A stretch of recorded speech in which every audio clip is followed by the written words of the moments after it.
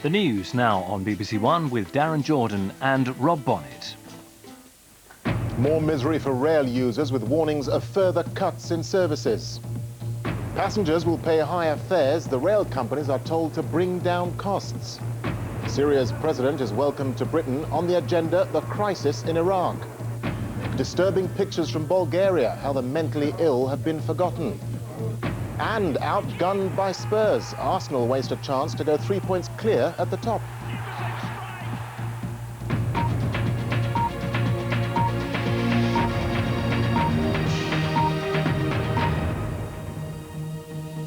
Good evening. There's more misery on the cards for rail users, with warnings that train companies are going to have to bring down costs, and that could mean having to cut services.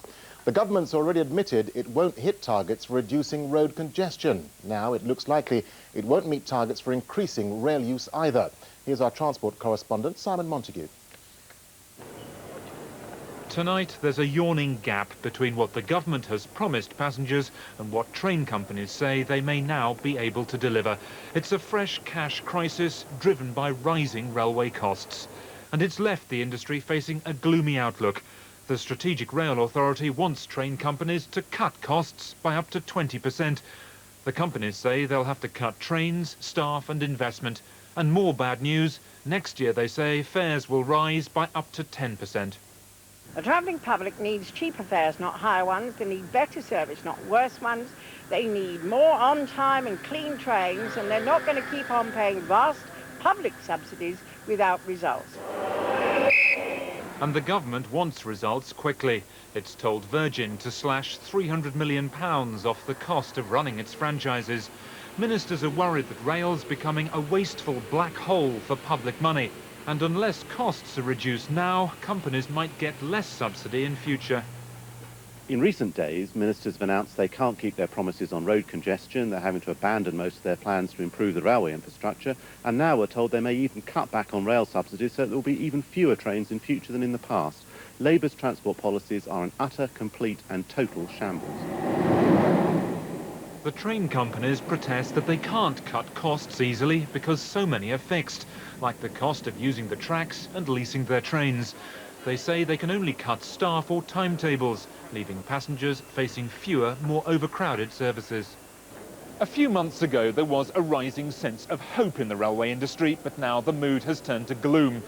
If the amount of subsidy is to be reduced, if the number of trains is to be cut, and if fares are going to rise again by more than inflation, then it's going to be increasingly difficult for the government to hit its targets for increasing passenger numbers. Simon Montague, BBC News at London Euston. Well, let's talk to our political correspondent, Mark Mardell, who's at London's Victoria Station. Mark, does this mean the government has effectively torn up their 10-year transport plan? Oh, I'm sure Alistair Darling, when he speaks in the Commons later this week, will portray it as a seamless continuum. But in fact, yeah, it's headed for the waste paper basket. One source put it to me this way, that in the past, in the last plan, they saw the railways as some sort of miracle cure. If you got the railways right, then everybody would throw away their car keys, get onto the railways, and everything in the garden would be lovely. Well, nobody's pretending they've got the railways anywhere near right. But I think they're also saying the railways are good for some things, for long journeys, but not for everything. So I think there's going to be a refocusing, more emphasis on roads, and of course that's going to make the environmentalists and the passenger lobbies very unhappy. Mark Mardell, thank you. The president of Syria, Bashar al-Assad, has arrived in London for the first ever official visit to Britain by a Syrian leader. His talks with Tony Blair are likely to be dominated by the crisis in Iraq. Our diplomatic correspondent, Bridget Kendall, reports. Literally a red carpet welcome for the Syrian president. He may be leader of a Middle East dictatorship, but he gets to meet the Queen on Tuesday. In fact, he and his wife have strong links here. He trained as an eye doctor, she was born here and once worked in the city, all of which Britain hopes will help improve relations. But this visit is a gamble. When Tony Blair went to Damascus a year ago, an uncomfortable row over Middle East terrorism completely overshadowed their joint news conference. But then last month, Syria unexpectedly supported the UN Security Council's tough new resolution on Iraq. It suggested Syria might agree to be won over. There are very definitely pros and cons to this trip. Syria is right next door to Iraq, so the hope is President Assad can influence Saddam Hussein stop him smuggling oil, for instance. And if it comes to war, don't forget, in the last Gulf War, Syrian soldiers fought alongside British and American troops. So the aim is to get them on side this time. But it's a risky business. Syria is also next door to Israel and hosts Palestinian groups that support suicide bombers. At home, President Assad inherited an abysmal human rights record from his father, the late President Assad Sr. Syria is still on America's terrorist list and still has its own very different agenda. We believe that any military strike on Iraq would only aggravate the problems in the Middle East, would make the Middle East poorer, less stable, more problematic, and therefore we believe that the focus now is in the wrong direction, that the focus should be really on finding a solution to the Arab-Israeli conflict rather than on thinking about a military strike on Iraq. But the spectre of last year's disastrous encounter hangs over this visit. There's no guarantee Tony Blair won't get hectored again. Only last week, President Assad defended suicide bombers. He may be a young Arab leader, but so far he's not broken out of the old mould. Bridget Kendall, BBC News. The former US Vice President Al Gore is expected to announce shortly that he won't be running for president in 2 years' time. Gore had been widely tipped to run for the White House against George W. Bush in 2004. 2 years ago, he was narrowly defeated in one of the closest fought elections in American history. The compulsory retirement age of 65 may be scrapped and people allowed to work until they're 70. The Work and Pensions Secretary, Andrew Smith, is likely to suggest a change as part of a shake-up of pensions due to be announced this week to try to tackle the gap between what people are saving and what they need for retirement. Ken Parker works at this DIY store in West London. At 62, he's looking at retiring soon. He has no less than 3 private pensions from various employers, but could still do with topping up his income after the age of 65.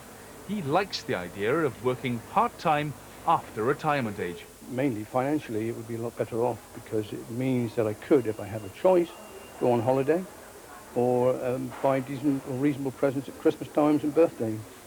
The government is floating the idea of retired staff returning to work while still being allowed to draw their pension. The Secretary of State for Work and Pensions, Andrew Smith, says he wants to see a more flexible retirement age, one which might ease, if not solve, Britain's pensions problems. Working part-time past retirement age isn't everyone's idea of a good career plan, and campaign groups think that doing far more to improve the value of the basic state pension might be a far better option. Age Concern says the state pension should be the foundation of any reform. We all pay into it, we all draw from it. It needs to be simple and it needs to be secure, and the fact that the government have flirted with pensions reform but haven't really committed on producing radical pensions proposals is concerning. With or without reform, future generations face working longer and saving harder. Howell Jones, BBC News, West London. Parents in Edinburgh have criticised a decision by the City Council which could stop them from taking photos or videos of their children at nativity plays. The council claims that many paedophiles have been caught with pictures and video recordings taken at school concerts.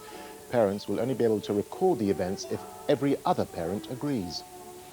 People who report Christmas drink drivers could get a £500 reward. The money is being offered by the charity Crime Stoppers as police forces around the UK launch their annual anti-drink drive campaigns.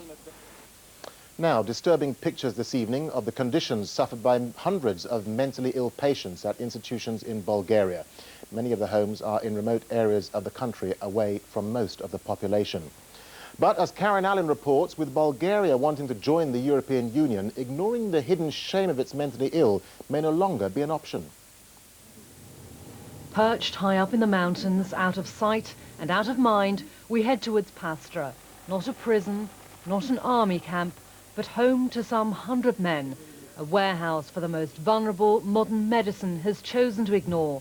It may have all the hallmarks of a labour camp, a throwback to communist times, but this is 21st century Bulgaria. I'm shown around by Stefan, institutionalized since he was a young boy. In any other European country, he'd probably live in the community. He shares this filthy room with a man who rarely leaves his bed. Further up the corridor, men cram into a dormitory where there is some heat, but it's minus 10 degrees outside, and the windows, they have no glass. What's so striking is the sense of deprivation and human neglect. The men are incarcerated here with little food and barely any heat, yet many people in Bulgaria have no idea these places exist. It's freezing, so human rights groups worry about the high death rate. In Pastra alone, 1 in 10 men died over the past year, the most recent, a 58-year-old. With EU membership within reach, there's pressure to close the homes down. Bulgaria strives to reach the European level of economic welfare and social welfare, and on the other hand, it has 18th century asylums. Bulgaria is not alone in continuing the practices of the past. The government told the BBC it has plans to modernise the homes, but when? The same culture of neglect has been seen despite the change of regimes and governments. And the main problem remains that attitudes haven't altered and discrimination persists. Calls to ban conditions like these are bound to be louder once Bulgaria secures its seat at the European table. Karen Allen, BBC News, Western Bulgaria. Now, with news of further developments at the top of the English Premiership and the rest of the day's sport, here's Rob Bonnet. Rob. Dan, thanks. Good evening to you. Well, this afternoon's 132nd North London derby between Tottenham and Arsenal had all its usual pace and passion, but it couldn't produce a winner. It finished Spurs 1, Arsenal 1, so Arsenal go just 1 point, not 3, clear of Manchester United at the top of the Premiership. If the key to winning the Premiership is eking out the unlikeliest of results, then Arsenal's title defence is going very nicely. Because once Christian Ziga's spectacular free kick had given Tottenham the lead and David Seaman perhaps a few more sleepless nights, the Gunners were emphatically second best. Indeed, the only mystery was quite how an inspired Spurs failed to increase their advantage. Twice they came within inches of making it 2-0, and twice they were denied by Ashley Cole's goal line scrambling. But Tottenham's supremacy foundered on a moment of madness. Thierry Henry was seemingly going nowhere until Casey Keller's reckless intervention. A penalty was the only response, and with Robert Pires' accuracy, an equaliser the only outcome. Still Spurs pressed, but with Seaman atoning for any earlier sluggishness, Robbie Keane's efforts proved fruitless. And while Arsenal's form might not be to their manager's liking, their position certainly will be.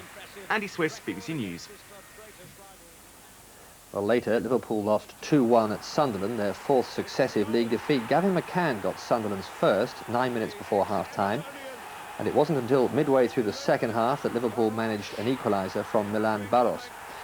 But Sunderland secured their first win in 5 games with a late goal from substitute Michael Proctor. Liverpool stay 5th, but Sunderland move out of the bottom 3. In the day's other game, there was a 1-0 win for Birmingham at Fulham. The goal from Jovan Kirovski, his first for the club. Birmingham leapfrogged Fulham towards the mid-table. And in Scotland, Premier League champions Celtic are 4 points behind leaders Rangers after a 1-1 draw with Kilmarnock. Hughes Falgaran with Celtic's equaliser. Elsewhere, Aberdeen lost 3-0 at Dunfermline.